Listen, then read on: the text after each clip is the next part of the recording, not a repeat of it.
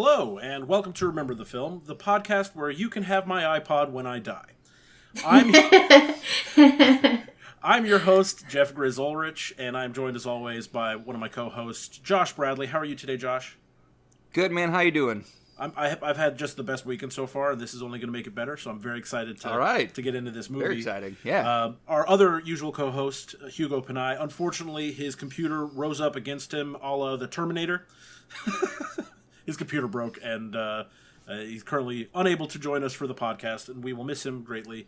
But he will come back to tell us his thoughts on our next episode, and we'll get the final ranking at that time for that. But we also have a special guest today, a friend of mine for many, many, many, many years, Jennifer Van Damsel. Hi, Jen. How are you? Woo! Good. Hello.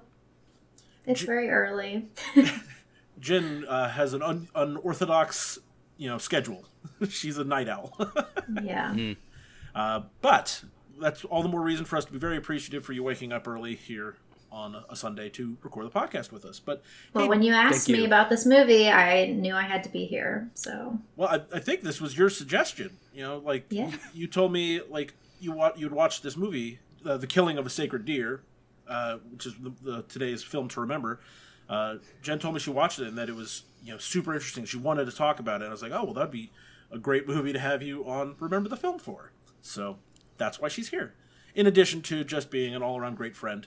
But Jen, where would people know you from? What's your deal? I guess I am a cosplayer and a photographer, and it's actually my 10-year anniversary this year. So I've been doing it for a long time. Jeff and I do, if you ask me, together a show every other Wednesday. I started a YouTube channel where I do some crafting, I stream on Twitch, and just everything. But yes, she's all over the internet. You can find her, her amazing costumes. Like seriously, I brag about you all the time. But if you're at all interested in that, she's fantastic. But she's also very opinionated about movies, which is something we appreciate on this show. So.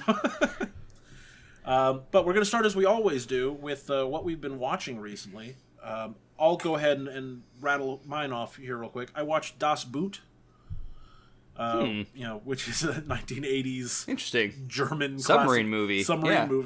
Part of my effort to finish watching the IMDb Top 250.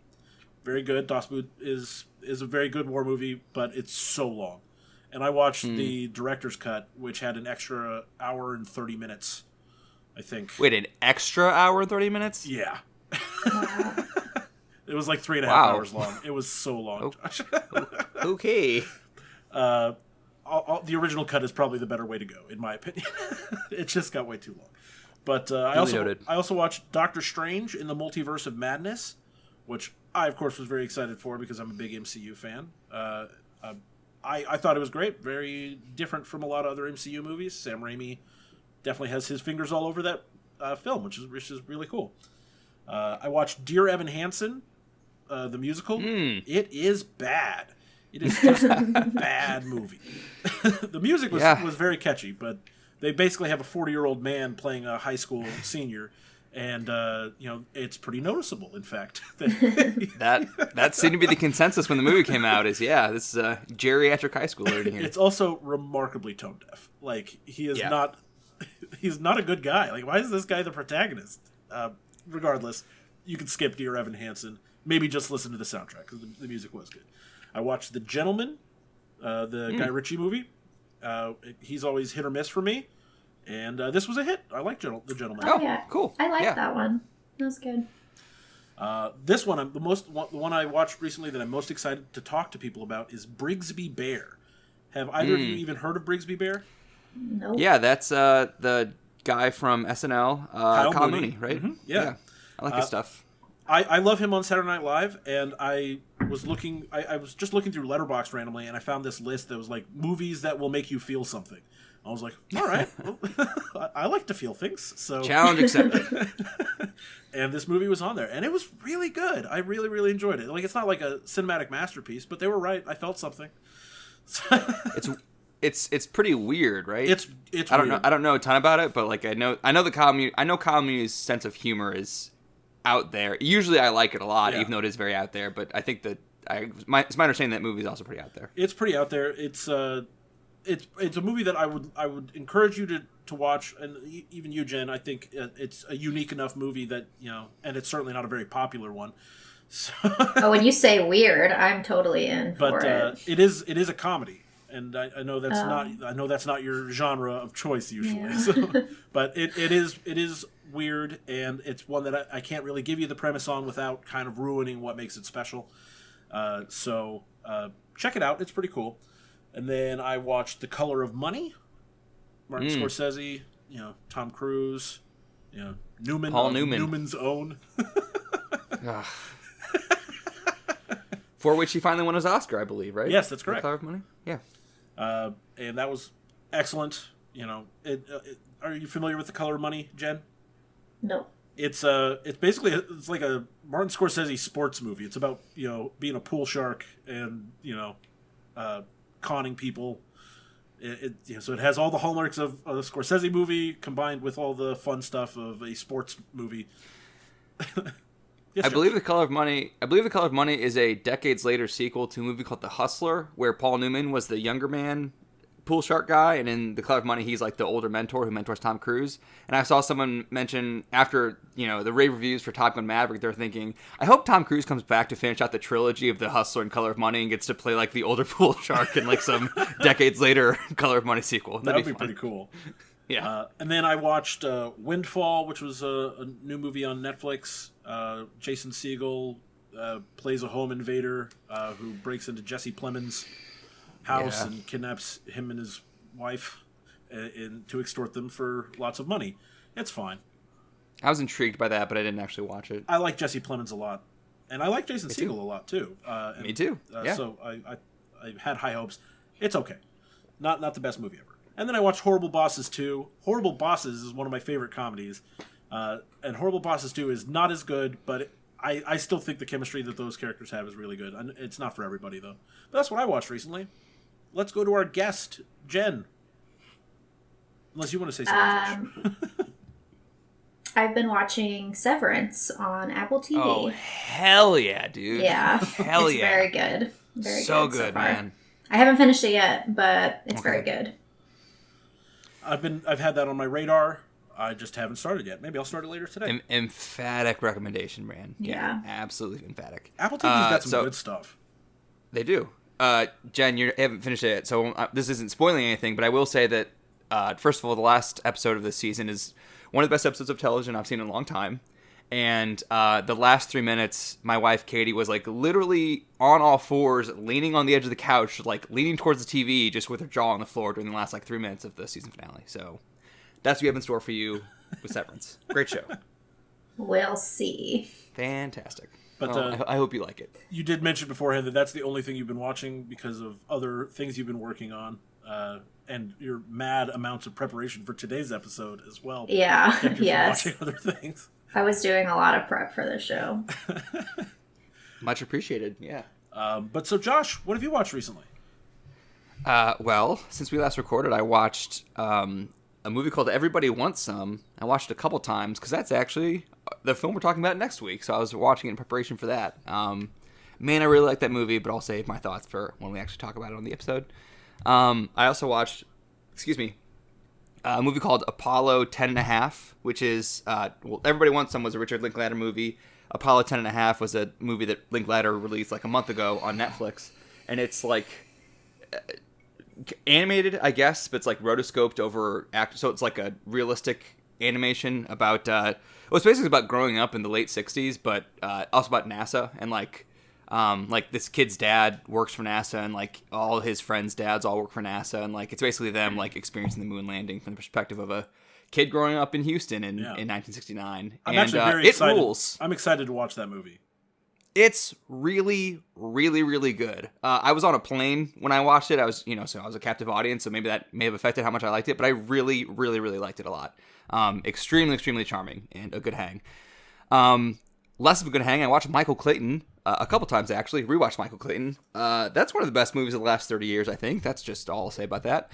And then I watched Doctor Strange, the first one, because I hadn't seen it and I want to go see the new Raimi movie, so I had to watch Doctor Strange. What did you think it's of pretty good. Doctor Strange? Yeah, it's solid.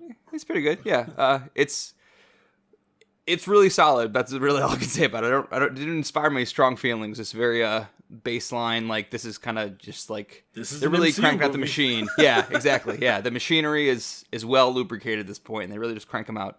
I haven't seen Multiverse of Madness yet, but I'll probably have to get to it this week because Top Gun Maverick, the aforementioned, comes out next weekend, and I need to be there opening night, so I, can't be distracted by Doctor Strange by that point. I need to have cranked through the movies. And I need you to go see Doctor Strange because I have a gentleman's bet with former guest on the show, Will Beeman, and actually Hugo as well, for a summer box office game where you pick the best box office results. And I picked Doctor Strange as I thought it was going to be the top box office earner. So you want my $17.95 to hopefully push Doctor Strange over the edge so you can win your bet? All right. Because they picked Jurassic World Dominion. Yes. Dominion. And so we'll see. I would probably put money on Doctor Strange, but you know what? Top Gun Maverick is going to be all the dads are going to come out in force, man. All the dads are going to just lay down their $10 over and over again for Top Gun Maverick. At least I hope. I'm excited for that one as well. I'm so excited, dude. It's getting rave reviews. Yeah. Yeah, I think it's at like 98% right now on Rotten Tomatoes, which is, really good. But that's something to look forward to in the future. In the present, we're talking about The Killing of a Sacred Deer, directed by Yorgos Lanthimos, which is just a fun name to say, and I hope to say it many, many more times in the rest of the show, because, God, what a great name. But that is this week's Film to Remember. It was released on November 3rd, 2017. Yorgos Lanthimos also directed the Best Picture nominated film The Favorite the year after this released. The Killing of a Sacred Deer had a budget of God knows what. I couldn't find it anywhere. I was hoping that maybe Josh had some clue about the budget on this movie. No, I don't. It's apparently a very well-kept secret because I could not find anything on the budget for this movie. But non-U.S. movies can hide their budgets a little easier, I think, and this is, an international production, so. But it had an opening weekend of $115,120. That's on 4 screens, by the way. That's actually pretty good. 4 screens. That's actually really solid considering it was only released on 4 screens for that first weekend. And then it has a gross domestic of $2,291,901 and a worldwide gross of $7,027,336. That's not. Why are you reporting down to the dollar? Because that's what it was on IMDb. They had it down to the dollar, so why not? All right. But that's not a ton of money. No, that's bad. $7 million's not great. No. And so it's worth mentioning because the premise of this show in general is to highlight movies that may have been overlooked. And box office numbers like that indicate this movie was overlooked. It never went wider than 238 screens, which is extremely limited release, even by limited release standards. So, but this movie is very interesting. The plot is inspired by the Greek tragedy Iphigenia in Aulis. I'm not positive on the pronunciation, but that Greek tragedy is even mentioned within the plot of within the narrative of the movie. So they were not subtle about that representation in here. Some other fun boilerplate facts about this: all of the depictions of surgery that they showed in this movie, and this movie does feature Colin Farrell playing a surgeon. All the surgeries were from a real surgery. A quadruple bypass, which Colin Farrell attended. Pretty intense, yeah. Very intense, and I see Josh wanted to ask, because the very first image of the movie is a shot from this surgery. Josh wants to know our thoughts on the opening image. Jen, what did you think about opening the movie on an open heart surgery? Well, I would like to say the first thing that I noticed was the start of the music. And the fact that it was actually black for quite a while. Yeah. So that is really what struck me. I don't know, the open heart surgery, I was just I don't know. It didn't really strike me. It was more of the music and the black screen at first that I was okay, well, what is going on? we're going to get into it more for sure, but I kind of feel like it's a weird opening image because I don't really see how it relates a whole lot. I guess I can think of one way that maybe is so obvious that I don't feel like that can possibly be the reason why Josh thinks it's an important opening image, but we'll get to that in a bit. I don't know if it's important. Well, I was just, Jen, for context, I'm really big on opening images. Like, the first thing you see in a movie, I usually, pay attention to that for whatever reason. And Grizz, I was reading some reviews, and multiple reviews mentioned the first image, so I want to read a couple snippets from reviews. That's cool. Yeah, go for it. This is David Sims writing for The Atlantic. David Sims, who Hugo and I both really enjoy from the podcast Play Check. The first scene that greets the viewer in The Killing of a Sacred Deer is gruesomely clinical, a top-down view of open heart surgery presented in matter-of-fact fashion, set to mournful music by Schubert. It's an unpleasant image that's both frightening and fragile, and impossible to look away from. How better to describe the work of Greek writer-director Yorgos Lanthimos? Which I thought was clever. And then Anthony Lane writing The New Yorker. People who recoil from the films of Yorgos Lanthimos find them chilly and heartless, and even some of his fans would tend to agree. As if to counter that charge, his latest work begins with an actual heart, the human organ pumping lustily out of sight. Then he describes Colin Farrell performing surgery. Once his bloody scrubs have been removed, we get a proper look at him. A solid and steady figure in a jacket and tie with a full beard turning gray. Here is a man, we sense, whose life is under control. It would take a great deal to disconcert him. The rest of the movie is filled with that great deal. Yeah. So that was just a great opening to review. Anthony Lane, New Yorker, good work. Undefeated. Yes, yes. So it does stick with you because you don't get to see a whole lot of real surgery as a general populace. Yeah. So it is also a striking image. When it first appears on screen, I'm like, is this a deer heart? What yeah, exactly. Whose internal organs am I looking at right now? But the last little fun boilerplate fact, this has no real importance to the movie itself, but I just thought it was interesting. There are 4 actors in this movie that have had roles in live-action Batman movies. How bizarre is that? Is Bill Camp in a Batman movie? No. It's have you seen The Batman? Yeah. No. Well, there are 2 actors in this movie that are in that movie. I'm not going to spoil it. And then, of course, you guys know, you saw Batman, the 1989, Batman Forever. Batman Forever, 1995, where she plays Dr. Chase Meridian. Come on. That's Nicole Kidman. And so Nicole Kidman was in that. And then, of course, Alicia Silverstone is in this movie. And she's Batgirl. And that blew my mind. I did not even recognize her in this movie until I forgot she was Batgirl. Wow, yeah. How could I? Yeah. How could you possibly forget the landmark role? I mean, honestly, I watched the movies a lot as a kid. But yeah, so let's get into our premise of this movie. We're going to start off. I'll go through this initial premise, and then we'll do some general thoughts, and then we'll go into spoilers. So here at the beginning, it's not going to just be all spoilers all the time. I will notify people watching on screen when we're going into spoilers, and you'll hear me say out loud, for if you're listening in audio. Although, if you're listening to this podcast, I hope that you've watched the movie, because that's the bulk of the podcast. But yeah, so, The Killing of a Sacred Deer. The premise is Dr. Stephen Murphy is a surgeon who has befriended the son of a patient that died on his table a couple years ago. Martin, the son, is a very polite young man and is enjoying the friendship that he is forming with Stephen. Eventually, Stephen introduces Martin to the rest of his family, and he hits it off with each of them, at least as much as anyone in this movie appears to hit it off with anyone. We'll get more into that later.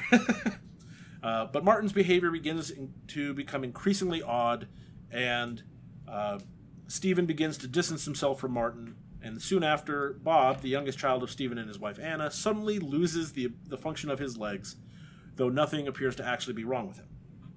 It is at this time that Martin informs Stephen that the time has come for him to make things fair, and that he has more or less cursed Stephen's family. This curse will only be lifted if Stephen makes a significant sacrifice, and we'll get into what that sacrifice is in the spoilers. But let's get some general thoughts on the movie. We'll start with our guest, Jen. It was perfect. 10 out of 10. And I've seen it 3 times, and every single time I'm like, wow, that's an amazing movie. And I hate everything. So it was, I loved it. Yeah. if you're not familiar with Jen's and my other show that we do together on her Twitch channel, or any of the other things Jennifer's appeared on over the years, Jennifer really is not joking when she says she hates most things. Like, it's hard for her to, like, if something gets above a 5, that is a landmark event. Yeah. And this is a 10. And this is a 10. Yeah. But yeah, so any other general thoughts, Jen, before we get Josh's opinion? I just wouldn't change anything. Like, the dialogue, the lighting, the color palette, the music, the way they talk. I love the vibe. I loved everything about it. Yeah, so it was awesome. It's great. Josh, what are your general thoughts on The Killing of a Sacred Deer? I really like it, and I actually liked it more watching it this week than I did the first time I watched it however many years ago. I think it's a hard movie to recommend for reasons we'll get into, but personally I think it's really good. And if you can stomach certain things, I think a lot of people will like it, but there's a lot to look past in order to like it, I think. Well, so you guys know that I am generally fond of happier movies, and this is not a happy movie by any stretch. Maybe that's of the why I liked imagination. it. But it is very interesting. And it is Yes. impossible to take your attention off of this film because it's so crazy. The way that it develops tension is something that will stick with you. Almost hypnotic, even. Yeah, absolutely. Especially like Jen mentioned, the way they talk, and I do want to talk more about that here in a second. But it's so weird that right from the jump, you're like, oh, this movie is its complete own thing in comparison to what most people will have ever seen. So I think it's a great movie. I don't know if it's one that I will go back to over and over again personally, because it makes me sad. But It's a tough sit. It's really good. It is really, really good. So Jen's already mentioned that she's seen this a few times. This was how many times have you seen it now? This is my third time. And Josh, this was your second? Second time, yeah. And this was my first time seeing this. All right. So the real question, though, is when we have guests on the show, we let them pick the movie that we're going to discuss. And so I want to ask Jen, why did you pick The Killing of a Sacred Deer? I was just scrolling through Netflix, and I was like, wow, The Killing of a Sacred Deer, that sounds pretty cool. I wonder what that's about. But I didn't actually read the synopsis or watch the trailer. I just I like Nicole Kidman, and I think the movie poster looks pretty cool. So I just watched it. And the movie poster... That is wild. That is wild to me. And again, it's a good movie to just randomly fall upon, but it's a weird movie to randomly fall upon. That's wild. Yeah. The movie poster is very cool. And it is. I don't know who Yorgos Lanthimos is working with on his movie posters, but they all have kind of a similar aesthetic. Well, maybe not all, but most of them have a sort of similar aesthetic in their poster designs, and they are really cool. They are artistic in a way that they'd be cool to hang on your wall. Not that Ferris Bueller and Pulp Fiction and Captain America: Civil War aren't great movies to hang on your wall, but The Lobster is really cool too. That poster for The Lobster. Yeah. Great work on all those. I don't know if he's designing them with someone or if he's just hired a good team to do it each time. I don't know, but they're great posters. So that's why why we watch this movie. But have you seen any other of Yorgos Lanthimos' other movies, Jen? Nope. Josh? Never seen. Nope. I recommend a few of them then, especially if you like this. So I first saw The Lobster when it was in theaters in 2016, I guess. And The Lobster, first of all, The Lobster was nominated for Best Original Screenplay, so he got some, attention for it. Yeah. That also, like this, has the stilted dialogue, the kind of weird, the way that people interact in a weird way. It's the same. Don't tell me anything about it. I like to go into movies not knowing a single thing about it. So okay, well then that's all. Sorry. Okay. They talk the way they talk in this in The Lobster, and then I saw The Favorite when it came out, which is Lanthimos' first movie that he didn't also write, so it doesn't doesn't quite sound like The Lobster and Killing of a Sacred Deer, but that's his most successful movie critically and financially. It was nominated for Best Picture. It won Best Actress. I loved it. It was really, really good. I really liked that a lot. And then this week I watched Dogtooth, which is like the movie that kind of like put him on the map, kind of. That's not in English, but it was I think it was his last or second to last non-English language movie. And I did not like that. Dogtooth is a tough sit. The Lobster's a tough sit. This movie's a tough sit. You know, they aren't exactly happy movies. The Favorite, while funny and charming in its own way, also is in its own way a tough sit.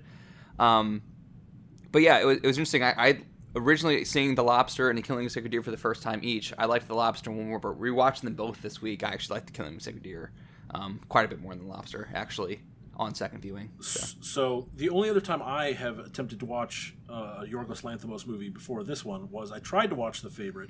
I found it on an airplane. It was, like one of the movies I could select to watch while I was on a flight. And I started the movie, and then they came over the PA, and which, of course, if you've ever been on a flight while watching a movie, it pauses the movie on your screen. So they came over the PA, made an announcement, and then the PA wouldn't disconnect. And so it didn't unpause, so I didn't get to watch The Favorite because it got stuck. And so I haven't seen it. I didn't go back to it yet. I might now, though. It's really good, man. Yeah, it's really good. Josh wanted to ask a question here. In our general discussion. What question did I want to ask? Any common themes or ideas you see connecting Lanthimos' work? You guys haven't seen Lanthimos' other work, so I can't really ask you if you've seen common themes across his work. But so tell I'll us, just what say are the common themes? Yeah, I'll just I won't say anything about The Lobster because Jen wants to watch it and she doesn't want to hear anything about it. I want to watch all of them. Sure. Here, I'll just take my headphones off. Okay. We'll give you a signal. So, Grizz, Dogtooth is a movie about two parents who keep their three, adult children not locked, but, at their house and, just, don't expose them to the outside world and teach them everything about the outside world. And it's, really messed up movie. That's kind of all I'll say about that.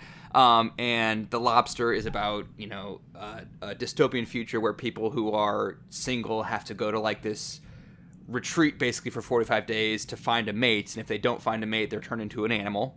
That's the premise of The Lobster. Okay. And The Favorite is about two women who are hands or aides to the queen, who's kind of a hapless person, and the two aides are kind of fighting over control over the queen so that they can kind of rule by proxy. They basically can be the favorite. Exactly. And so all three of those movies and The Killing of a Sacred Deer are all about the intersection of control and power dynamics and punishment. I think all three of those things kind of all intersect in the four-length Yorgos Lanthimos movies that I've seen.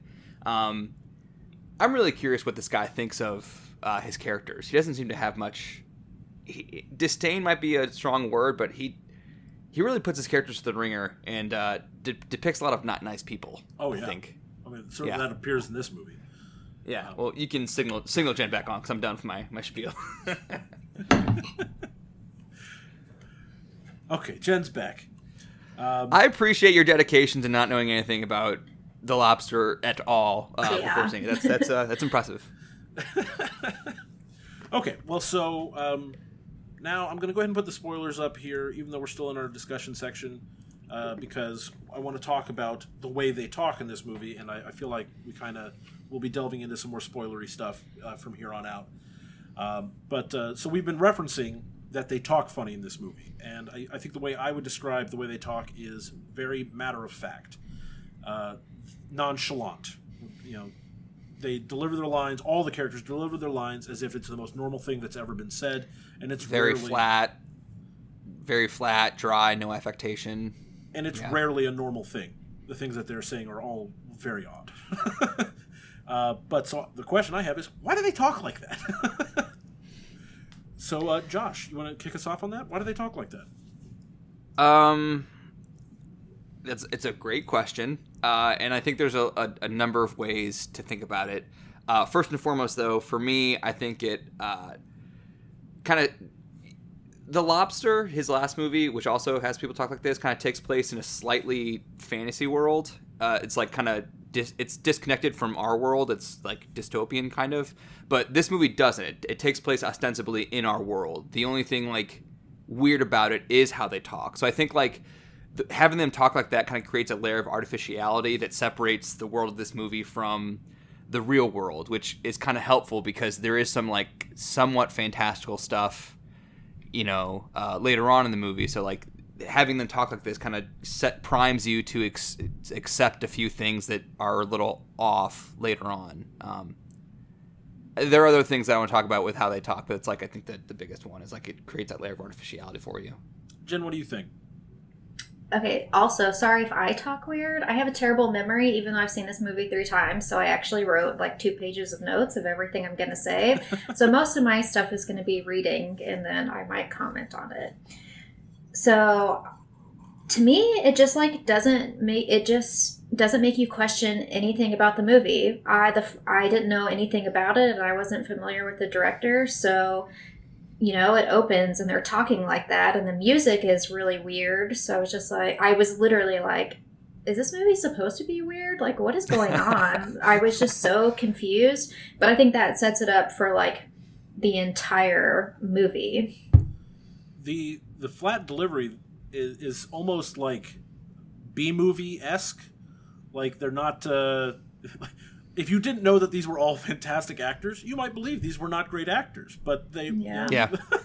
But they all are excellent. For me, the reason I believe that they make the decision to have them talk this way is that it builds in a layer of discomfort for the audience. Which I think is kind of, I say it's not unlike Uncut Gems, making you just a little uncomfortable throughout the entire movie, so that you have that tension that you want to be released in some way, and then in this movie, and again, like much like Uncut Gems, the tension doesn't really ever wind down. It just kind of builds, and it's such a slow build that it really maximizes the use of your discomfort to deliver an impactful story. Yes, Josh. I also think that I was kind of talking briefly with TJ Keeley about this, our friend TJ, friend of the show, and friend of the show. I think that like when we like talk to each other in real life, we use language not necessarily to say how we feel, but to disguise how we feel a lot of the time, and that doesn't happen in this because no one's like disguising anything with their speech. They're just saying things bluntly and matter-of-factly, and like without.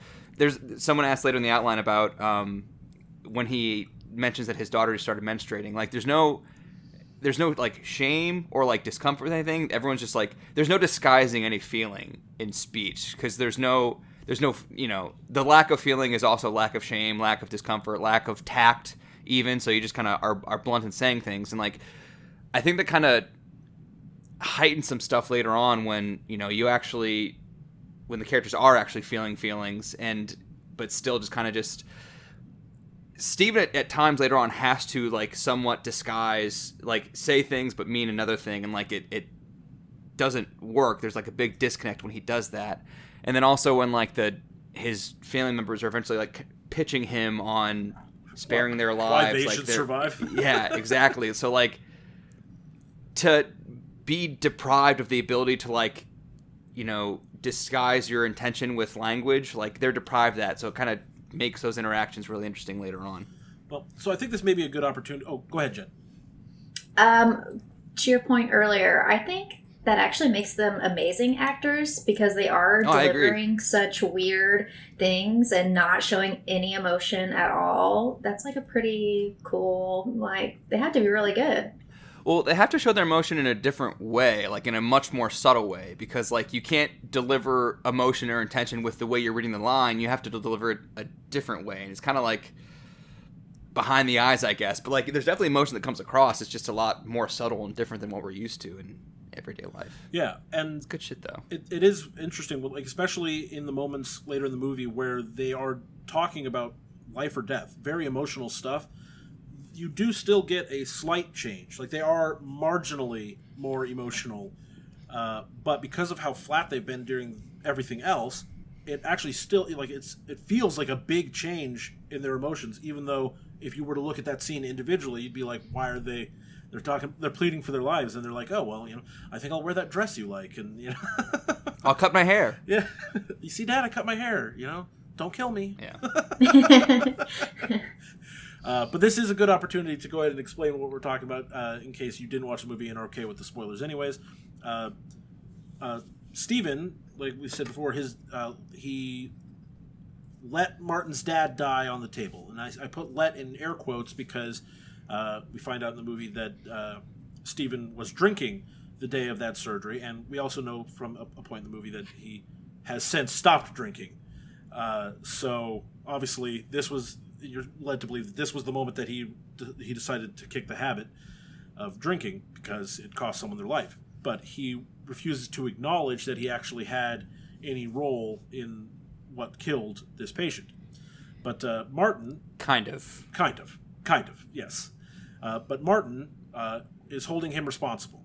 And he does this, and by telling him the terms of this curse that he has placed on his family. And again, it's just so matter of fact. Well, I think we both knew this was going to happen. The time has come for you to make things even.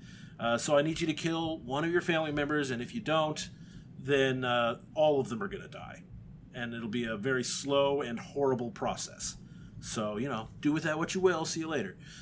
There'll be three stages to it: paralysis, lack of eating, and then bleeding from the eyes. Yeah. I like that they do that, so it's like a good progression through the movie. And that is bizarre, and it comes for me. It came out of nowhere where he just said, yeah, let's go have lunch. I got to tell you about this curse real quick, and then I'll let you get back to work. It's interesting you call that a spoiler because I think I can't quite remember how the movie was marketed, but I remember when this came out, and I feel like that was probably part of the pitch of the movie is that the trailer was very why did you put that in there? That totally ruins it. As somebody who didn't know what it was about, when you learn about the curse, I was we mentioned that earlier. I had to watch that part twice because I was like, what did he just say? And he did it so fast. I was like, hold on, what? And the trailer does give a lot of that away. I'm a proponent of, I realize a lot of people think that trailers have too many spoilers in them, and to some extent they do, but I also think that you need to sell what the movie is, and that's what this movie is. I have the movie on right now in the background. Bob goes, his paralysis happens 40 minutes in. That's it's not explaining what his paralysis means at 40 minutes in. It's probably another 10 or 15 minutes, but I don't know. But that is the end of the first act. Yeah, but you can't pitch this movie to someone and tell them what they're getting into without mentioning it's about a doctor who has to kill either one of his two kids or his wife. That's what the movie is.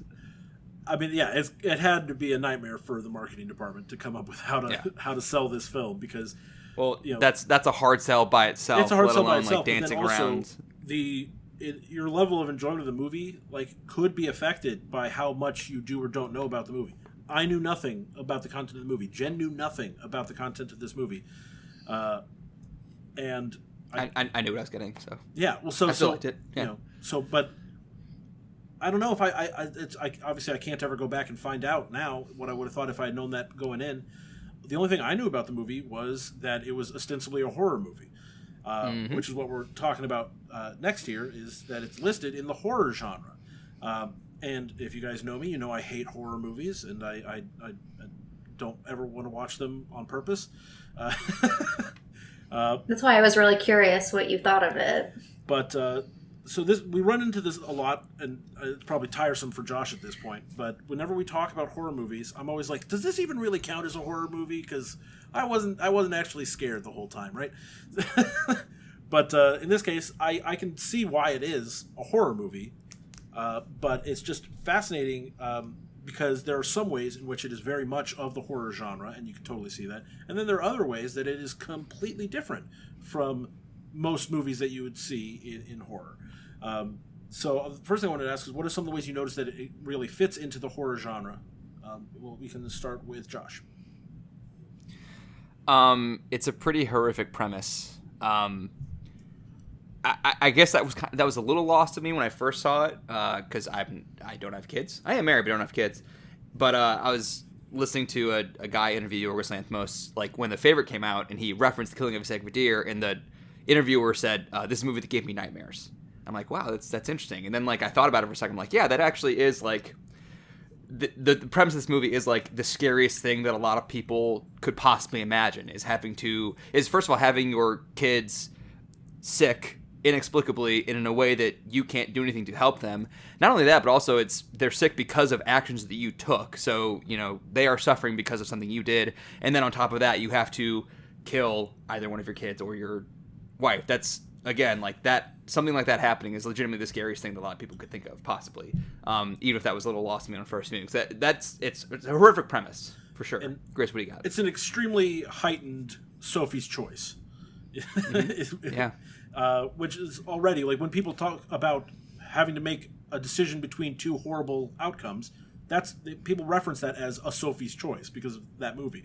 This takes that up even another notch because it's supernatural, and for me, like, that's something that's generally the kind of horror movies that I want to stay away from the most, because those are the kind that actually do give me nightmares, is when there's a supernatural element like demonic or possession or stuff like that, or in this case, but who knows what is actually happening.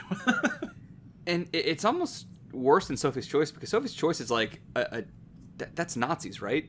Like that's a tragedy befalling her, forcing her to make that choice. Right. And this that he has to make this choice because of his own shortcomings, or arguably because of his own shortcomings, and the fact that he, like, whether he agrees with it or not, whether this is like a just punishment or not, like that, it doesn't matter. He has to do it anyway, and like the fact that it's like a judgment thing somehow makes it worse,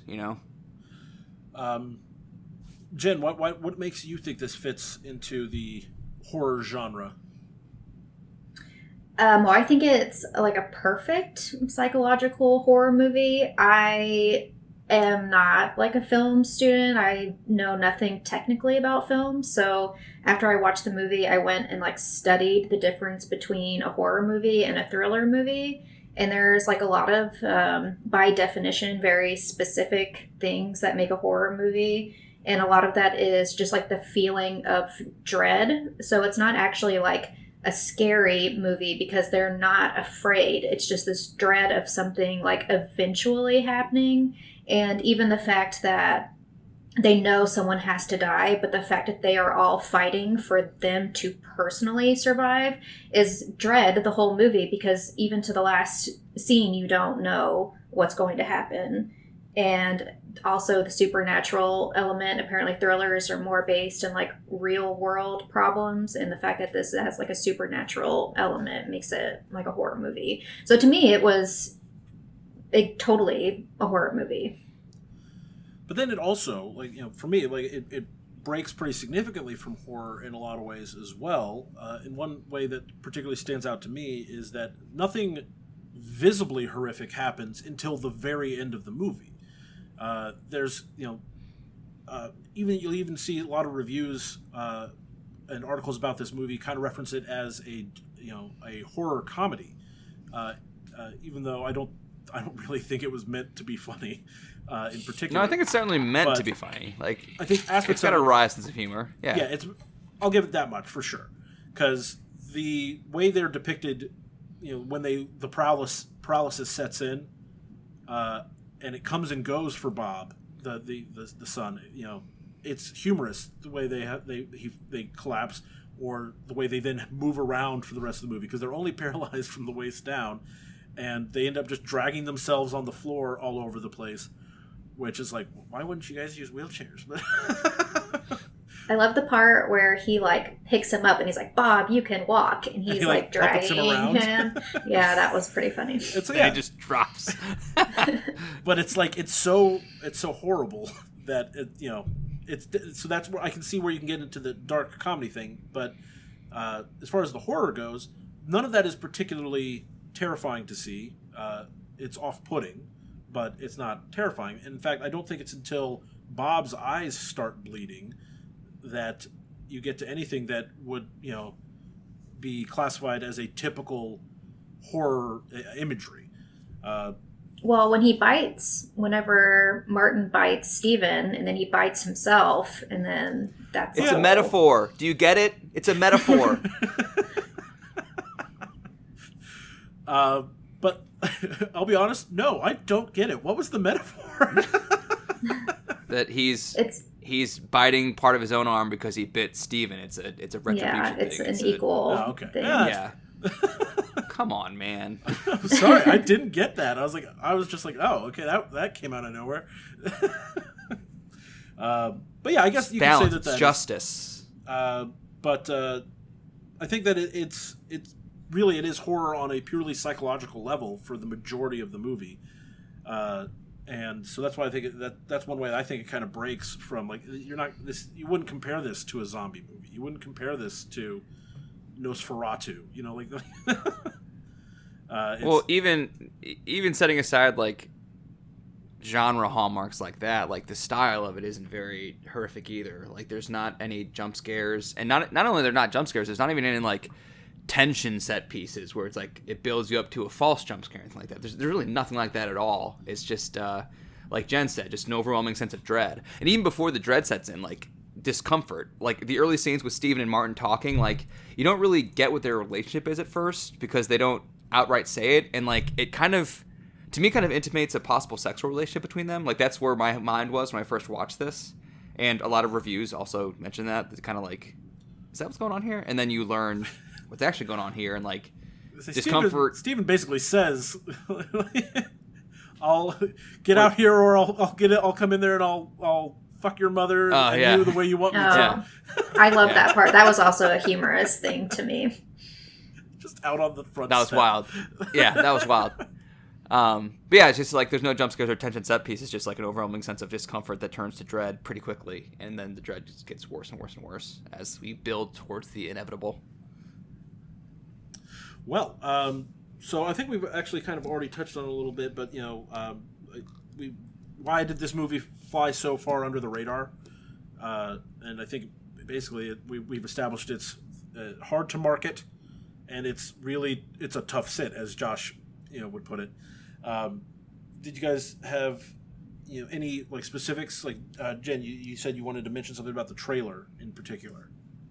Yeah, we already kind of talked about it. I thought the trailer was just, because it was shows so much of the movie, if it makes you uncomfortable in the trailer and you're not really into that, then I can see why somebody would say, oh, I don't know, that seems too weird for me. And I think, and Josh also mentioned in the notes that it's just not your typical horror movie. So it was kind of like, who exactly are they marketing this to? So when I watched the trailer, I was like, yeah, if you're not into like weird movies, you definitely would not want to see this. Certainly not for horror fans. I imagine any horror fan who walked into this would be pissed off because it's doesn't cater to that audience. Where's my jump scares? Yeah. Yeah. So why do I just feel really bad in the pit of my stomach? I don't like this feeling. Like, thrill me somehow. Yeah. It's weirdly a psychological thriller that isn't thrilling. I mean, it depends on who you ask. You know what I mean, though. It's like there's no like big, chase sequence that really sets you on edge, or like a monster that's hunting you down the hallway. It's just this guy's got powers, and you don't get to know how he's got powers, and you just kind of have to accept that that's the world that we're in now. Yes, Jen. I think part of the definition of a thriller is like excitement, and there was not, like you say, there was not really anything super exciting about the movie. Just a lot of tension. Yeah. Which is a hallmark of thrillers. There's usually a good amount of tension in thrillers. Let's see. We wanted to discuss the lighting a little bit here. Go ahead, Josh. I don't have anything on it. I think it's great. Or was that your note, Jen? That was mine. Oh, then sorry. Go ahead, Jen. Yeah. I thought the lighting was just really interesting because it's a lot of natural light. The whole movie is very bright, which I think goes kind of against the premise of the movie. Again, not really like horror movies either. And then just a lot of lamps, a lot of use of lamps everywhere. And a very specific instance that I thought was I know, spoilers, right? At the end where Bob is tied up on the couch and everybody has like a lamp behind them, but he has 2 lamps on the side of him, which is like I viewed that as like a deer in the headlights, kind of like a foreshadowing of he's the one that's going to die. So like I feel like lamps make a really big impact on this movie. I like that, yeah. I hadn't thought about that, but now I have that up on the screen for our video format, and yeah, I can see that very much, the way that's set up. And if I'm recollecting correctly, he even shoots one of the lamps behind one of the other, I forget if it was his wife or his daughter, but, you know. Yeah, I think Kim, yeah. So, that's really a great catch. I hadn't thought about that. Good call.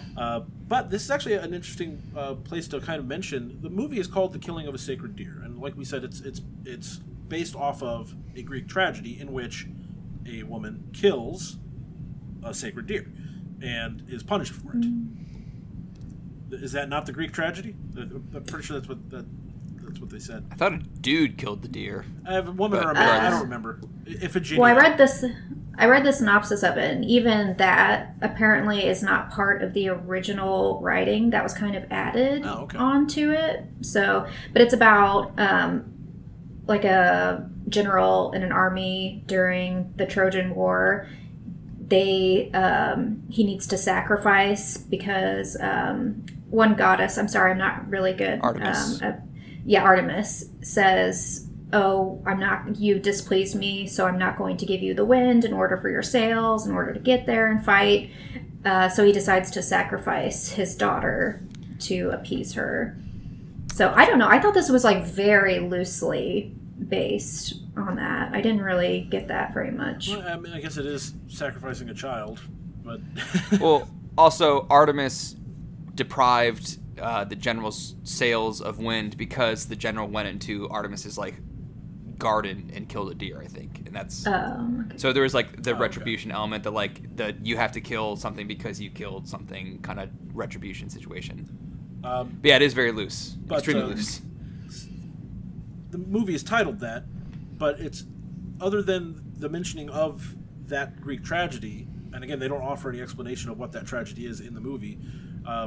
There's not a whole lot of opportunities where you actually see the symbolism of the deer, right? There's a couple instances where you might get some indicators of who the sacred deer is going to be in this movie, but I don't know if it, maybe looking into things, there's a deer above Bob's head when they're in a restaurant earlier in the movie, I think it was, and like on the wall. And so that was, supposed to be indicating. And then now Jen points out the lighting here, a deer in the headlights, and Well, I would like to say I am not the one that kind of solved that mystery. I was actually watching it with Mary, and she's the one that noticed because the lighting actually doesn't make sense. And so she kind of pointed that out, and I was like, what is that about? That's really weird. And then I was talking to my friend, John, on the roof, right? Yeah, it doesn't, because the lamp should be narrow, but it's very wide on the ceiling. And so I was talking to my friend, John, and he apparently, that's like a thing. He thought it was supposed to be like a deer in the headlights, signifying that he was dying. And he was dying. Yes, he was definitely dying. Like, poor kid. But yeah, so the lighting... the other thing I found so interesting about the lighting in this is that it, for me, was another example of how this breaks from horror movie norms, as you kind of alluded to already, that it's very bright. And that's not something you associate with horror, which is supposed to be dark, because fear of the dark is a very common fear for people. But this is very bright, so that makes the fear that you feel even more unorthodox. And it's like white lighting, too, because a lot of it's in a hospital, so which is a very like... austere, unforgiving white light. It's very off-putting, honestly. Yes, it is. Yeah. Which brings us to our discussion of the color palette, which is that it's very like light colors, whites, tans, blues, greens. Jen, these were also your notes, right? Yeah. You even mentioned the outfit Bob is wearing. What's that about?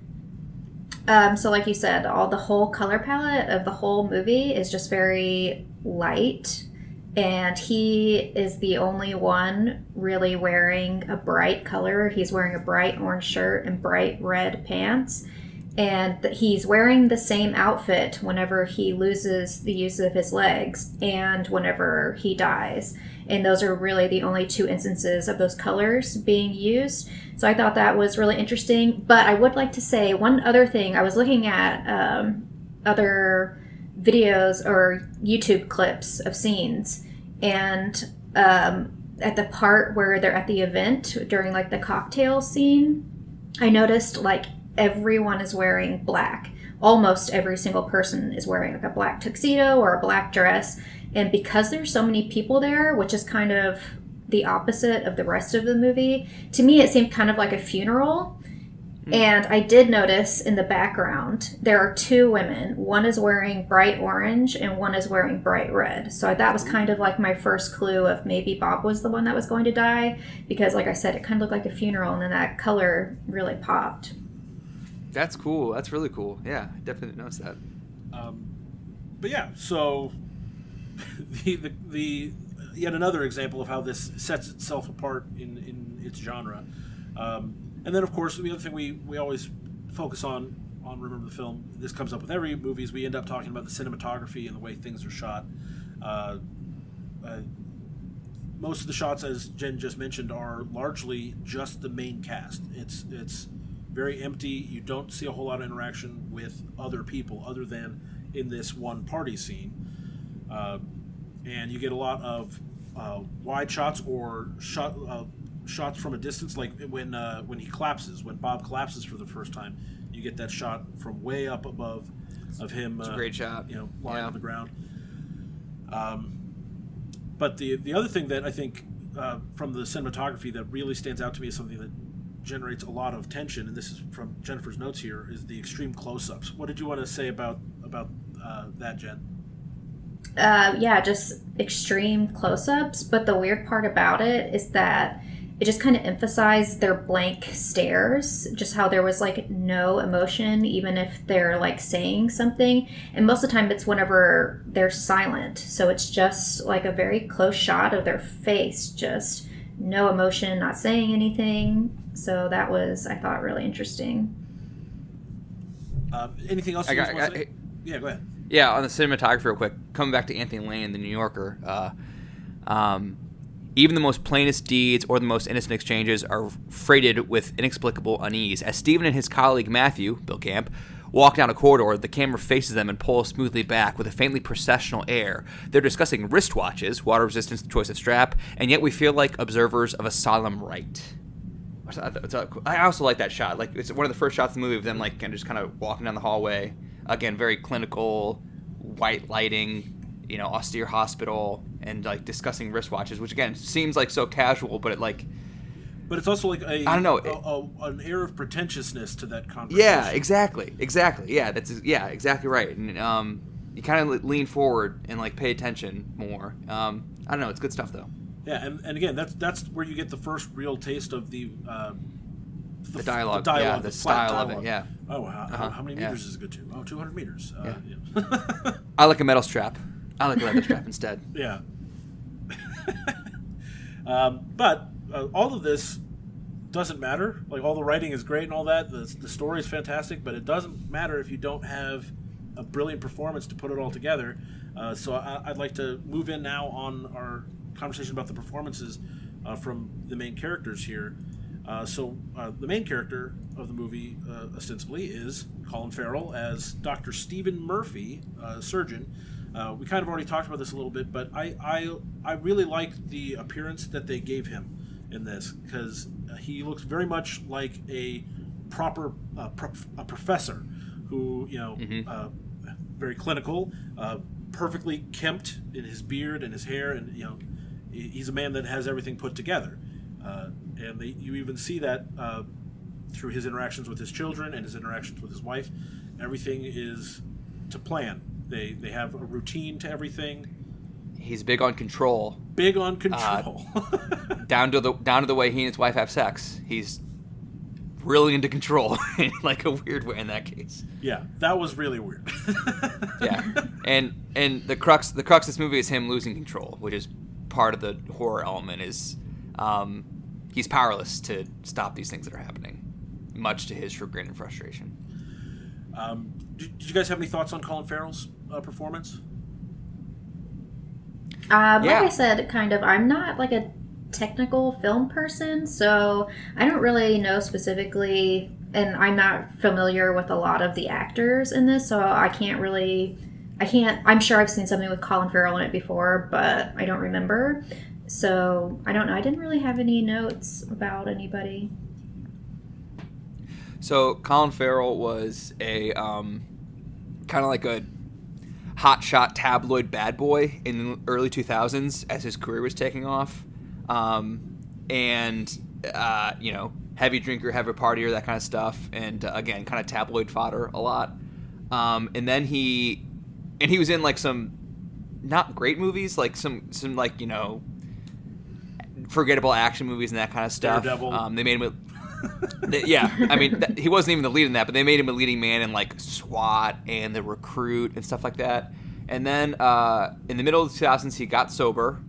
Famously, he's in Miami Vice and like claims to not remember shooting any of Miami Vice because he was, on booze, I guess. But he got sober and kind of like started picking a lot better movies. And like there's kind of been like a reassessment of him in the last like decade or so that like, oh, this guy we kind of wrote off as this pretty boy in bad movies is actually a really talented actor in some really good movies. And I feel like that really, really started when he started working with Yorgos Lanthimos. Again, Jen, not to spoil anything, but he is the lead in The Lobster. Yes, I did know that he was, yeah. And like he's kind of schlubby and kind of chunky and like has like a mustache and glasses and does not look like a guy who was ever thought to be pretty boy tabloid fodder, 15 years earlier. And he's really good in that, and he's really, really good in this. And he's really, really good in Bruges. He's so good in Bruges. Also, he's fantastic in The Batman. He's so good in The Batman.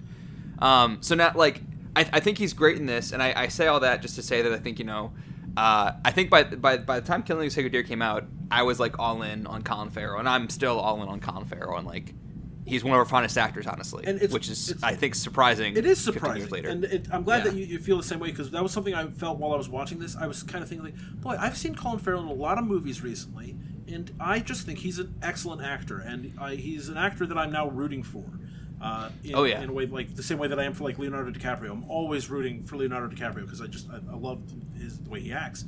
And all the movies that I've watched from Colin Farrell recently, I'll even say that the Fantastic Beasts movie, which is not a landmark film by any means, Colin Farrell's excellent in it. I believe it. I absolutely believe it. He's very talented. And so and then in this one, you get to see a lot of the versatility as an actor that you probably wouldn't have expected from someone who did so many action movies earlier in his career. This is a really tough part to play. I think it's like easy to overlook how hard it is to play because it is so affectless, but that makes it tougher because he doesn't have all the tools in his arsenal to like convey emotion. He still does. Like this is really great work. You have to make the audience feel the emotions that you need them to feel, and that's why I think that both him and Barry Keoghan, I'm never positive on the pronunciation for him. It's a very Irish name. Yes. Are so important, and that's who I wanted to talk about next. Barry plays Martin in the film. The same year that this came out, as Josh pointed out in our notes, he also was in Dunkirk. George. And wildly different characters. Yes. We're going to war, George. I'll be useful, sir. That's what he says. But the thing that I know him that he's most memorable to me from is The Green Knight. Which he's a little twerp in that too. He's a little twerp in The Green Knight. Yeah. But he plays it so well.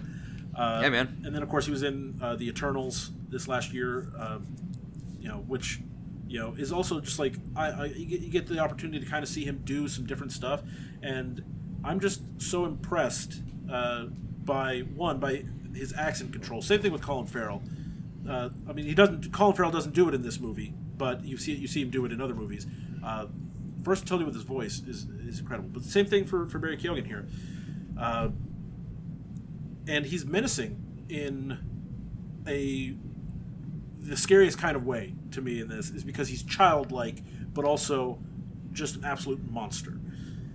So everyone talks kind of weird and flat and affectless in this, but Barry Keoghan's is like turned up a notch. He's like a degree or two more than everybody else, and like because he has to deliver some like upsetting dialogue, as Jen alluded earlier, with like the part where he goes through the curse, like, and the fact that he's like just even more off than everybody else, like it's really disconcerting. And yeah, he's really good in this. Like it's hard to get his character out of your head, I think.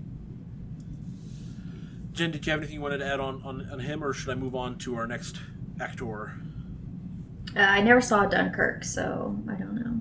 He was really creepy and really weird, so I mean, I think he definitely did a great job. So the next actor or actress in this case is Nicole Kidman, who played Anna Murphy, Stephen's wife. I see Josh has a note here. If you want to go ahead and share what you found there from your reading of other reviews. Yeah, like I said, I read a bunch of reviews, and I can't remember which one I read this in, but one of the reviews I read pointed out how Nicole Kidman's always kind of had this like iciness to her that she sometimes downplays but sometimes harnesses, and she really harnesses it here and weaponizes it. Especially, she kind of leans into Lanthimos' style to weaponize her natural iciness, and it really works here. Guess, Jen. So my favorite movie of all time is Moulin Rouge, and so that's why I wanted to watch this movie, because I saw that she was in it, and it is very different from that character, and so I know she, like, whenever I read what Josh said, that she normally does have this icy. I thought in The Northman she even still had that kind of iciness or cold-heartedness, extremely practical. So for me, that was, I can say, very interesting from her role in Moulin Rouge. Yeah, it's a completely different level of personality, but in the same way, like Satine in Moulin Rouge is a little manipulative, very sultry, and while it's emotionless in this movie, Anna is also sultry to her husband as a means of, please don't kill me. I remember I played dead for you when you want to have sex. So it's very, very, like, it's a kind of bizarre parallel there. But yeah, she's great at being distant and icy. And Paddington, yes. She's the villain in Paddington. She's the villain in Paddington. But yeah, very icy. That's not to say that she can't be more lighthearted and kind in movies, but I think that she really does, like, a lot of her best moments, not just in this movie but in her entire career, are with being cold and distant. She also got an Oscar nomination for playing the mom in Lion, which is like an extremely, extremely warm role. So she can turn it off. Like she's again one of our best actresses alive. So like I'm not saying she's always icy, but her best role, the AMC lady. She's absolutely. She opens up. Somehow all the heartbreak feels good in a place like this. Yeah, that speaks to me, Nicole. That speaks to me. But some of the other actors in this film that we need to touch on, probably don't need to spend too much time on them, but Bob Murphy, played by Sonny Suljic, I don't know. A lot of weird names in this movie. I'm just pointing that out. But Bob, this is a child actor, and this is the only other things that you might know him from, Jen. I don't know if you saw mid-90s, or if you remember that movie coming out. He's the main character in that film. And more importantly, in the 2018 God of War video game, he plays Atreus. He's Boy. Oh, really? Yeah. I didn't know that. But he's still very much a child actor, but I'm honestly always impressed by him, because he, especially in this case, he's probably the least flat performance. Yeah. And I actually think that works in the end, as we find out that he is the one who is going to die, because it makes you feel the worst, because he's the most human in my mind. What do you think, Josh? I don't feel the worst. In fact, I think the movie primes you to be okay, relatively speaking, with it being Bob. Because, like, I didn't really notice that he was the most real in terms of his emotion, but I did notice that, you know, each member of the family makes some kind of pitch to Steven to, like, you know, as he's making his choice on who to kill. And Bob kind of, like, sucks up and says, oh, I cut my hair. Oh, I want to be a cardiac surgeon like you, blah, blah, blah, blah, blah. And Kim, his daughter, on the other hand, says, kill me, choose me. She doesn't pitch him at all. In fact, she's the opposite. She's self-sacrificing. Yeah. And Anna, I don't buy that. That not was manipulative. Real. That was manipulative. She didn't mean that for a second. Yeah. I don't know. I just thought that Bob's pitch was smarmier than hers, and I thought Bob's more pitch, self-serving. Bob's pitch was the pitch a kid his age would make. See, yeah. Dad, I'm trying to be better. I'm gonna do the things you asked me to do. And I don't buy that though. I don't believe him. Wow, really? See, for me, he was the only one I did believe. Was that like, you know, like, maybe not the cardiac surgeon part, but like I think he saw the writing on the wall, and he's like, you know, and is like willing to make the changes to make his dad happy, which should not be the reason his dad doesn't kill his son, for the record. But I think that's the most heartbreaking thing about this whole movie is that all of the whole family, by the end of it, I'm like, yeah, you can kill any of them because they're not none of them, icy. None of them are thinking about anyone else in the family, and that's something I want to talk about more when we get into the end of our discussion here. But yeah, so that's Bob, and then we also have Kim. Kim, yes, is that her name? Kim Murphy. Yeah. And Kim is played by Raffi Cassidy, and she is very good in this role, but is by far the least likable character for me. I don't know how you guys felt, but when she dumps all that ketchup onto her fries at the end of the movie, I'm like, you picked the wrong kid.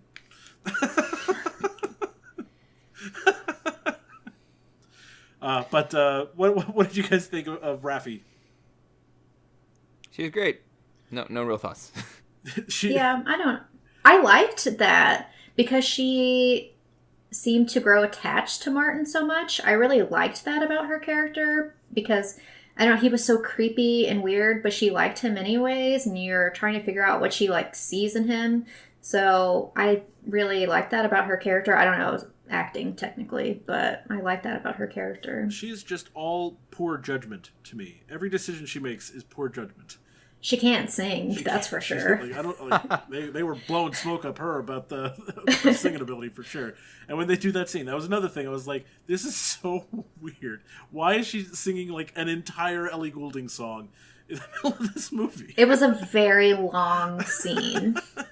It was. And then I was surprised to see Alicia Silverstone in this movie, as I mentioned before.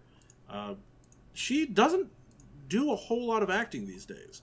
Am I wrong about that, or have you guys seen her in other things? No, she's not. I think she's just being a mom a lot nowadays.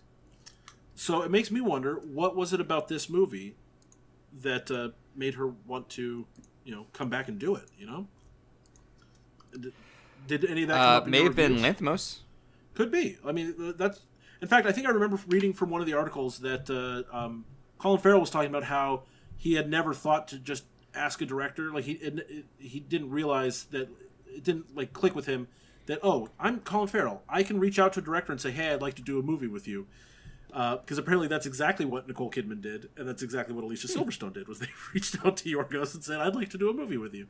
So, which is interesting because I guess when you find a director that you are fascinated by their vision, for actors that's like opportunity of a lifetime. So if you get a chance to work with someone that you actually care about their whole view on movie making, that can be really special. The last person is also probably like a unique director to work with. So like I'm sure a lot of actors are like, ooh, this is new and interesting. I would like to try this at some point.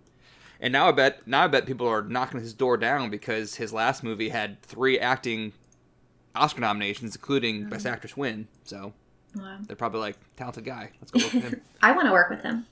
Yeah. I did want to say one more thing about Alicia Silverstone, and I don't, again, I technically acting wise, but I think she was the character that showed the most emotion, which really stood out to me, like, throughout the movie.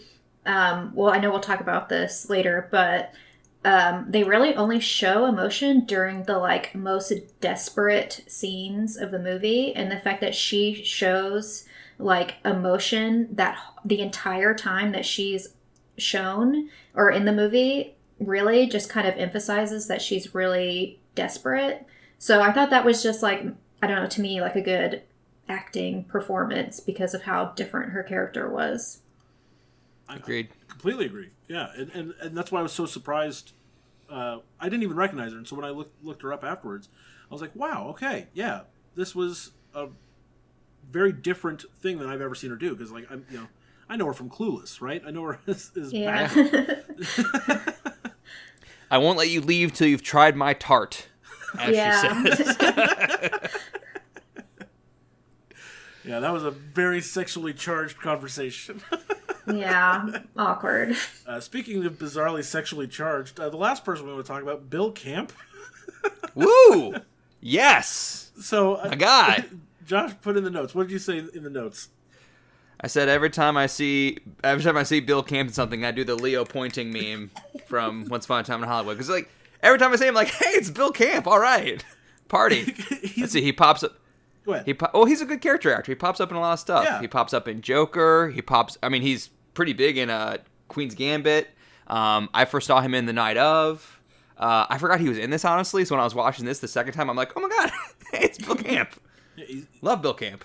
Like you said, he's a character actor. He's not the lead in anything, but he is a solid supporting cast member, as seen by all the movies you mentioned. He's also 12 Years a Slave and Birdman. Never sad to see Bill Camp. Yeah, but he has easily the weirdest moment to me in the movie. Like, in a movie full of weird moments, out of nowhere, Nicole Kidman is, tells him, I need some information. And he's like, well, what's in it for me? And she's like, I'll give you that thing you didn't get at the dinner party the other day. I'm like, what the hell are you talking about? It turns out it was a handy. All right. Yeah. Where was that set up? Did I miss that, like, at the dinner party? I just feel like the whole movie, you are just kind of shocked by the scene. So that, to me, wasn't really shocking, just because everything is so matter of fact and just weird in general. So when that happened, I was just like, okay, well, that's happening. I mean, if they're good enough friends that Steven and Anna are going to Bill Camp's house with his wife, like, there's got to be some kind of implied history and familiarity between them. Yeah. So the idea that Bill Camp has had his eye on Nicole Kidman for a while is, like, I buy that, pretty easily. And she just weaponizes that to get information in this case. I did not expect that. But that happened a lot in this movie. And so that now we can talk a little bit here. Favorite scenes in the movie? I'll go first if you guys don't mind. Yeah, go for it. Go for it.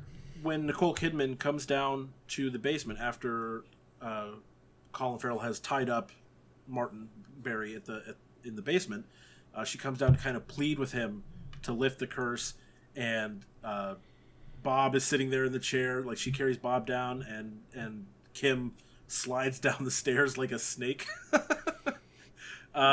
It's one of the rare moments in the movie where there's any, like, heartfelt thing. It's interesting to go from this moment where she's begging to, like, hey, like, I get it, my husband, he screwed up, but, why should me and my kids pay for that? And it's the last moment we see where she's motherly, and that she actually cares about protecting her kids, because from there on out, she is, just like the rest of them, pleading for her own life to be the one that's spared. Yeah. So that's one of my favorite scenes. Did you guys have any favorite scenes? Yes. My favorite scene is when the kids are talking about, who is going to be sacrificed. And the son says, oh, well, I didn't want to tell you, but they got me a piano and it's not going to be here till next month. So, just so you know. And then when she says, oh, well, can I have your MP3 player when you die?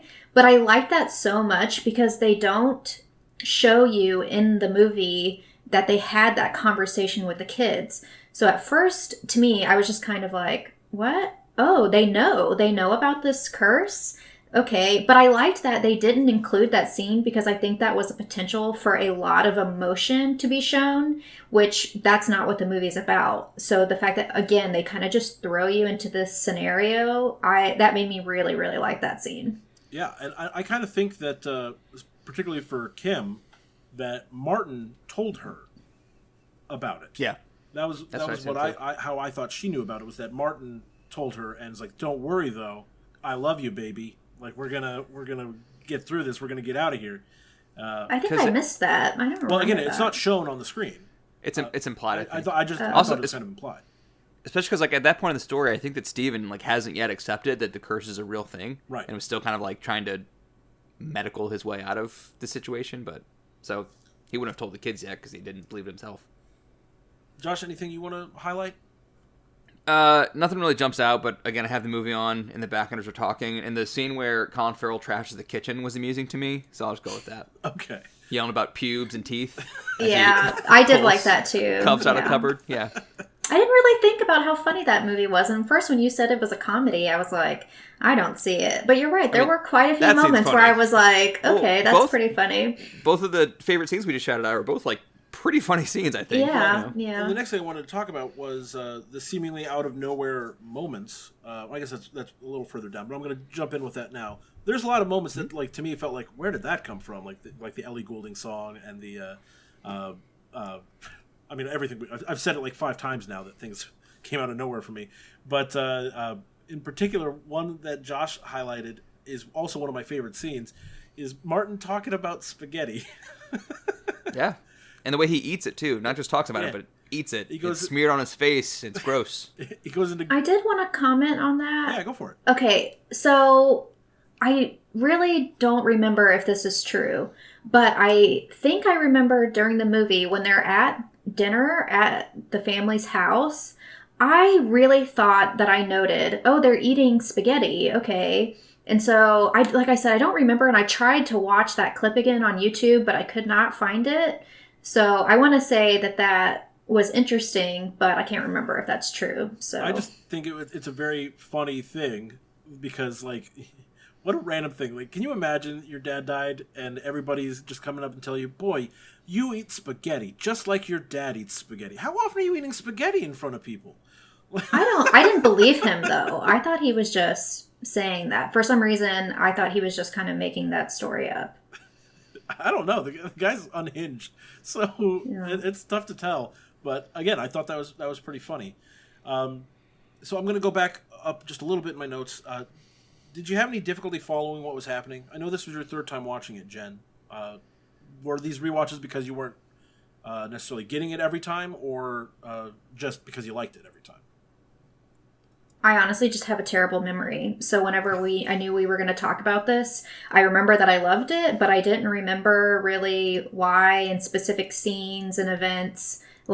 So I just was like, well, I better rewatch it. And I actually took notes during the movie so I wouldn't forget certain stuff. So literally just because I have a terrible memory, I didn't remember anything about it. Same, honestly, yeah.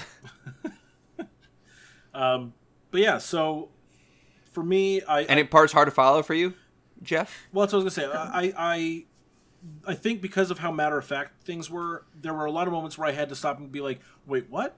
And then I just had to think about it for a second, and then I was able to get it. But I think that's one of the hallmarks of this movie. One of the things that makes it great is that it's a very bizarre premise, and this whole idea of this curse or whatever you want to call it, because they never actually name it as anything. No. It's not explained. There's you don't see him controlling it. You don't know how he controls it. There's zero explanation given. So you just have to accept it. But I think because of how matter of fact everything else is delivered in this movie, you immediately accept that. So I completely agree. Even things that are very unusual or things that in other contexts would be hard to follow or that you may want more details to explain, you don't need that in this one, which is really, really cool. Josh had a question here about in the narrative of this movie. He says, do you think that Steven believes he's responsible for killing Martin's father? Why do you want to ask that, Josh? Well, I mean, it's kind of the whole crux of the movie is like Martin believes that Steven's responsible for killing his father and therefore enacts this retribution against Steven and his family. But Steven denies responsibility to Anna when she asks him about it, saying that the surgeon's never to blame for a death on the table. It's always the anesthesiologist to blame. And then Bill Camp, the anesthesiologist, says the exact opposite. That's never the anesthesiologist's fault. It's the surgeon's fault. So he vocally denies blame for, the events that lead to the movie, but do you believe him? Do you think he actually feels blame? I think he's in denial of his responsibility. But the fact that we know that he became sober after this means that on some level he is aware that it was his fault. That's so. Well, I mean, for me, it's the fact that he's hanging out with Martin so much. Yeah. The fact that he's, catering to Martin and, being a part of his life. You wouldn't do that if you didn't feel some sense of guilt. It sucks that this guy lost his dad, but, if you didn't feel responsible for that, I don't think you'd feel responsibility for the kid. You know? I completely agree. So I think that he definitely does, and he's just trying to deny that fact so that he, so that his family doesn't hate him for what he's brought upon them. And of course, ultimately, it doesn't matter because, Martin followed through on what he was doing. Whether he feels responsible or not, it's happening. Yeah. So that was one of Josh's questions. The last question I had was that because they're so nonchalant about everything, I wanted to know, did you ever feel like they should break from that to add a greater impact to something, or would that have taken away from the overall character of the movie? Go ahead, Jen. I just wanted to talk about another. I know we kind of overall have been, but there was a section where out of nowhere scenes. To me, the only one that was totally out of nowhere was whenever Kim is on the back of Martin's motorcycle and they're driving, and again, a very close-up shot of her face, and she's crying. So to me, that was so random because, like I said, the only emotion through the whole movie is at their extreme moments of desperation. So for her to be crying, that was totally out of nowhere because that was totally out of character for the whole movie. I think that's the moment after Martin told her. Oh, really? Yeah. Because if I remember right, I think that happens, it cuts from Bob collapsing in the hospital to that, I think. So that may well be the moment he told her. And so I think that the reason she's crying is, one, because she's at risk of dying, but two, that, you established, she's fallen for Martin. And, so there's that conflict. And despite being entirely emotionless about everything, there's that break and she cries. I do think, in general, the overall impact of the movie would have been diminished by having greater emotion. The only reason I asked that is because I was thinking that there might have been a breaking point for Steven where all of the flatness disappears and he's just a totally broken man and is, emotional, unhinged. I thought that might have been an impactful scene, but I don't know if it would have been more impactful than what we got. Well, we get moments where it kind of drops a bit, and he does his version of losing his cool, whatever that the version that this movie dictates losing his cool. I'm thinking about immediately after Martin tells him about the curse, he goes down to Bob's hospital room and shoves a donut in his mouth, and he really loses his cool. That's true. Yeah. When he does this, relatively speaking, and also when he first kidnaps Martin and slaps him around and holds a shotgun to his head, he's shaking with emotion and trying to control himself. So there are moments where he kind of goes off the rails again, relatively speaking, to the rest of the movie. I just thought that there might have. I thought we were building to a moment where the facade was going to break entirely, and it was just going to be a flood of all the emotion that has been hidden throughout the whole movie comes out all at once. I thought that might be where we were going, and I thought that might have been an interesting way to take the movie, but not in my mind. I ultimately decided I don't know if that would necessarily have been better than what we got, which was this emotional detachment, which he has to use to make the decision. Yeah, I mean, to your point, like this isn't something you can logic your way through or feel your way through. Like it's just an impossible decision, and so he does like his actions are interesting because I think like they in a senseless decision, a senseless act, you kind of have to do something senseless, and what he does like kind of makes sense in its own weird way. I don't know. What do you think? I mean, yeah, no, I get what you're saying.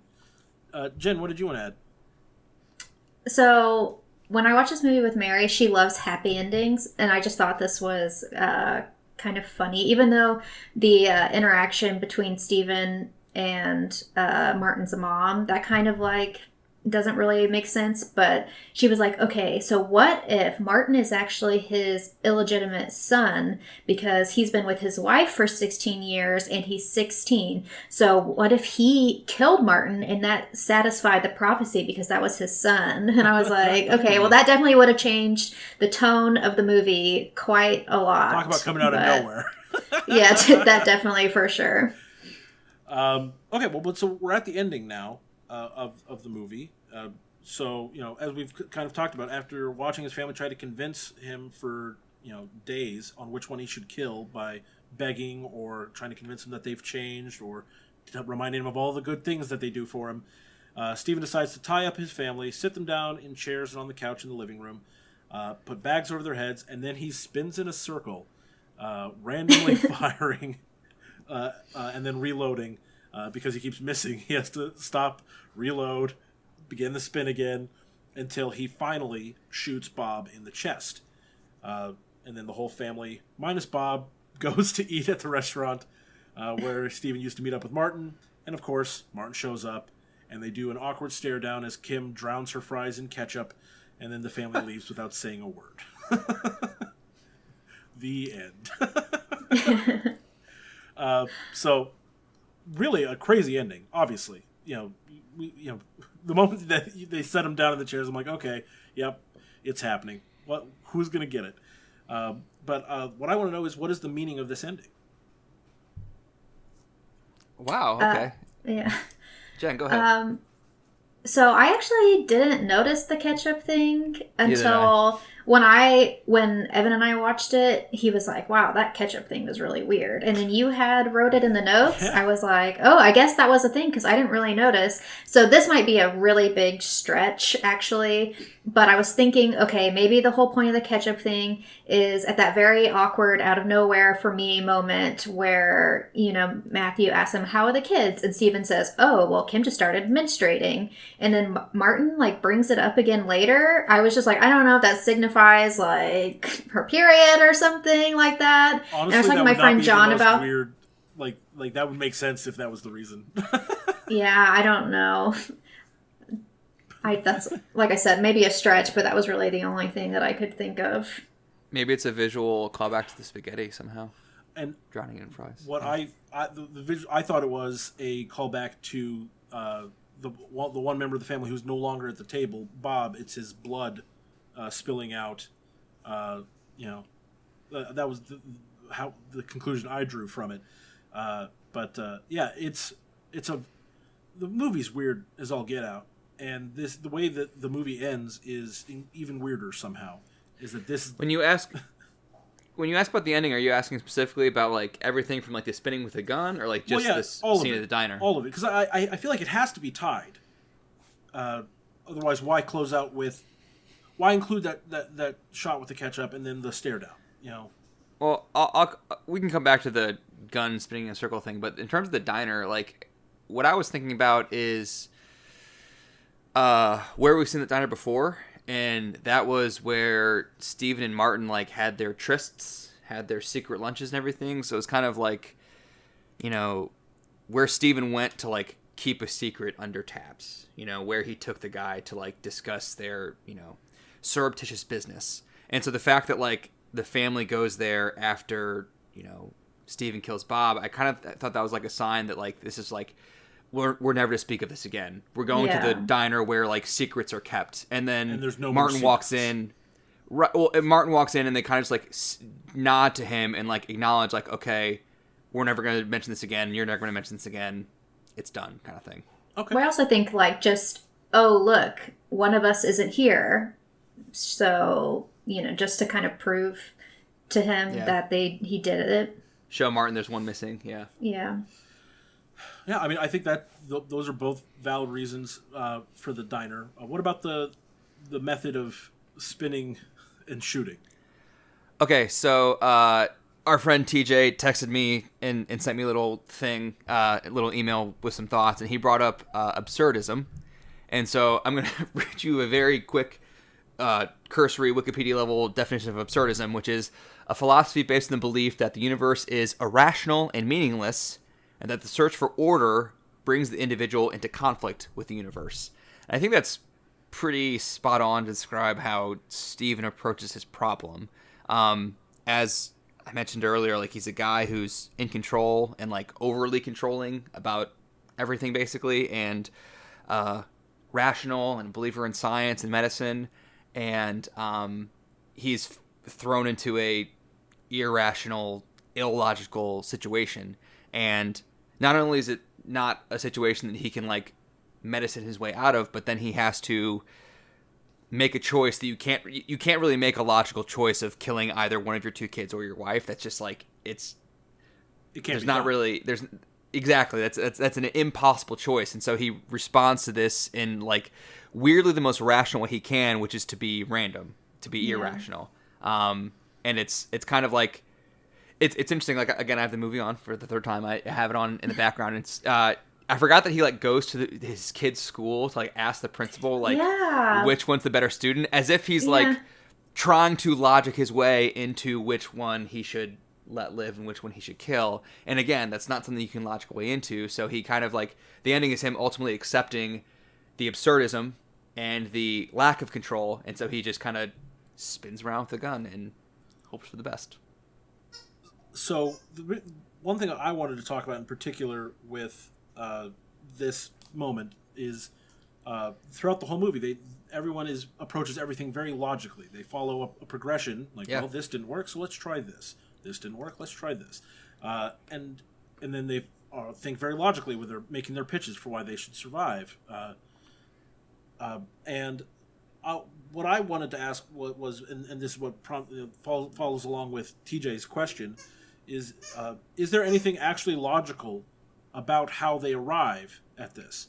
And the reason I question the logic of it is because I'm applying a real world view on it, and there is almost no circumstance under which I think a loving father and a loving mother would come to this conclusion.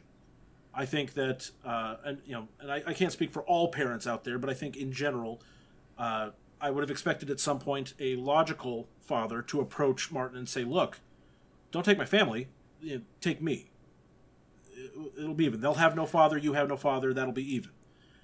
The fact that never crossed his mind is an extremely damning thing about his character, right. I think. And then the same thing for Anna, the mother. I think a mother typically would have come to him and said, look, leave my kids out of it. Make him kill me. I think that's what a more typical parent. So when I'm asking about the logic, I'm talking about like a real world logic, which in a real world there is emotion. So is there anything actually logical about this approach in a world where there should be emotion? Does that make sense? Well, I think you're applying a certain baseline empathy to the characters in Lanthimos' movie, and I think that's a mistake. Well, yeah, exactly. Especially the movie is not designed. It doesn't have emotion like that.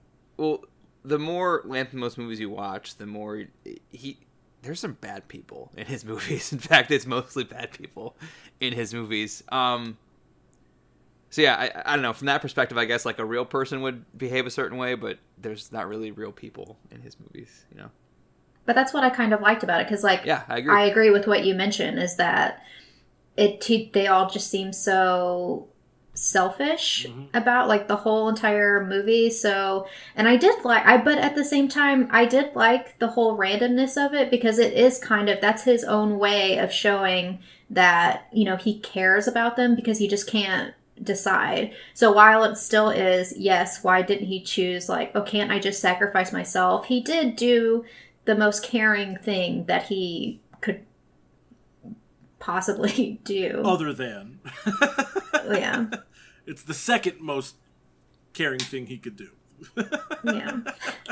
And in a world where everyone is entirely self-serving, and we see that every character is entirely self-serving the entire movie, you know, yeah, so I can see that within the context of this world, that is the logical conclusion, is to embrace that absurdism.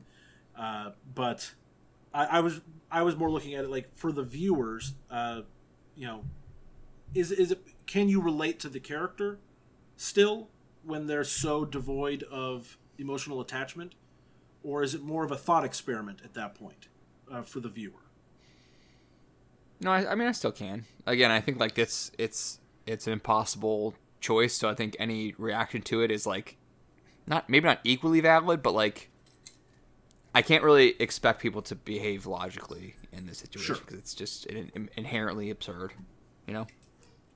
Just kind of something about it just being absurd is that also kind of funny. He goes to the school and is like, which kid do you like better? And then suddenly one of them dies. Like, nobody's going to notice that your kid is like dead. How are they going to handle that situation? No, it did, obviously shot. Yeah, like obviously it's not something that you probably should be thinking about, but it's not like the real world. And like, you know, you wouldn't be worried about one of your kids randomly dying. No one's going to notice. There should be some consequences for Bob being dead now. The fact that there's like multiple bullet holes in the walls of the living room that match the caliber of whatever killed Bob. Yeah, exactly. And, like, that match the gun that Steven has.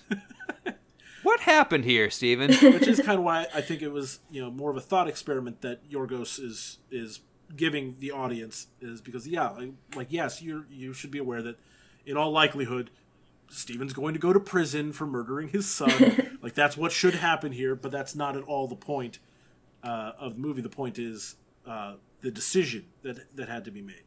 But yeah, so the only last thing I wanted to ask was just, does the fact that none of the characters have ever shown any emotion make the decision more palatable to the viewer? And I think we've kind of already talked on it a lot, but yeah, I think it does. The lack of emotion does make it so that this ridiculous idea at the end is something that the audience can still be like, yeah, okay, this makes sense for the context. Yeah. But yeah, great movie, right? Great movie. And I bet Jen did not expect me to enjoy this movie. I didn't. Well, it's a very great movie, and you appreciate great things. I appreciate its good qualities for what they are. It is not a movie that, like, I'm not going to, like, oh, it's the anniversary of that time I watched Killing of a Sacred Deer, time for a rewatch. I'm not going to do that. I'm not saying I'll never watch this again. This does seem like a movie that it could be fun to introduce to people, again, because it's so under the radar for most people. Yeah. It's my favorite thing. Caveats. Yeah. This is my go-to movie. Anybody asks, what's a movie you really like? Or anybody that says they like horror or weird movies, have you ever seen The Killing of a Sacred Deer? It's my movie to recommend now. Because it's just, everybody's opinion is totally different. So, I love it. I think The Lobster is weirder. I'm like, oh, really? excited for you to watch The Lobster, actually. Yeah. Well, so... I think I like this more, but The Lobster's good, too. Okay. So I'm going to watch it for sure. Normally at this point, we would get the rankings from Josh, myself, and Hugo and place it on our Film to Remember ranking list. Hugo has not had the opportunity to see the movie yet, so we're not actually going to get that ranking until next time. Josh, do you know where you would put it on your personal list? Haven't put any thought into it yet, okay. So no. So then we'll hold off. You guys will find out all of our yes. Rankings on this in our next episode. We'll probably do that at the top of our next episode before we dive into our next Film to Remember, which is Everybody Wants Some, which we did previously announce. Hell yeah, man. And Josh is very excited for this. I'm excited for this because I did want to see it when it came out, and I didn't get around to it. and now I have a reason to watch it. But so that's our next film to remember. In the meantime, though, special guest Jennifer Van Damsel, where can people find you on the internet if they want to talk with you more about movies and your cosplay and photography and all that? Well, on Twitter is where I post the most about my movie reviews and thoughts and things like that. So definitely if you're more interested in that, we talk about it on our show, If You Ask Me. So check out my YouTube for those things. But mostly cosplay stuff, Instagram and Facebook, all Jennifer Van Damsel. And Josh, where can people find you on the internet? You can find me on Twitter at @thesloopjoshb and on YouTube, Movies I Love, So Can You. And that's it. You can find me most everywhere at Good Game Grizz on Twitter and letterboxd and on Twitch. Good Game Grizz. Look me up. As I said on our last episode, I'm pretty sure I said it on our last episode, but I'm campaigning for people to follow me on Letterboxd. I think I'm doing a great job writing short reviews on the movies I'm watching. And so I would love to get some people commenting on those reviews and things, especially if it's a movie that you love and you want to argue with me or be like, yes, Jeff. I'll comment more. I'll comment more on your letterbox. I appreciate it. I need to get on that. I really need to get a letterbox. We definitely need to encourage Jen to get on Letterboxd because if for no other reason, then it'll help her memory of movies because she'll go back and look at it. But that's going to do it for us here today on Remember the Film. Jen, thank you so much for joining us. Thank you so much for joining us, Jen. Thanks for having me. It was really fun. I liked it. Great movie choice. It was an excellent movie choice. And it's like it seriously is a perfect example of the kind of movies that we want to talk about on this podcast. Yeah, absolutely. So thank you again, Jen. So I guess that's where we're going to leave it. Join us next time for Everybody Wants Some. Bye, everybody.